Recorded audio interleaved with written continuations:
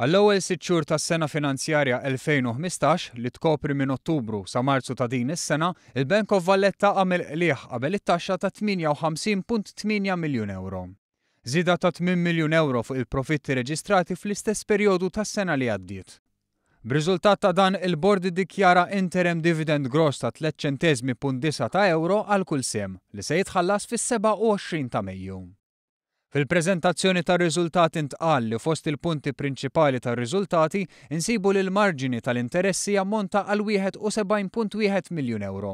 Titjib ta' 15% fuq is-sena ta' qabel huwa dovut fil-biċċa l-kbira għal volumi ogħla tad-depożiti u preferenza kontinwa għal depożiti fuq terminu qasir. Fil-fatt matul l-ewwel 6 xhur ta' din is-sena finanzjarja, il-bank kompla jirreġistra tkabbir fid-depożiti tal-klijenti li issa jlaħqu is-7.8 biljun euro. L-assi totali fil-31 ta' Marzu kienu ta' 9 biljun euro, żieda ta' 700 miljun fuq Settembru 2014. Is-self żdied b'122 miljun euro fuq l-aħħar 6 xhur għal 4 biljun euro.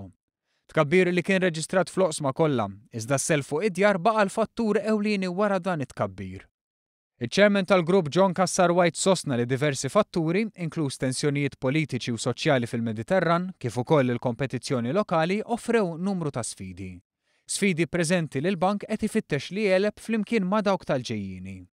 Fl-istess waqt il-bank se jfittex li jsaħħaħ il-karta tal-bilanċ tiegħu billi jolli l-livell tal-kapital u jintroduċi riformi biex titjib il-kwalità tas-self tal-bank.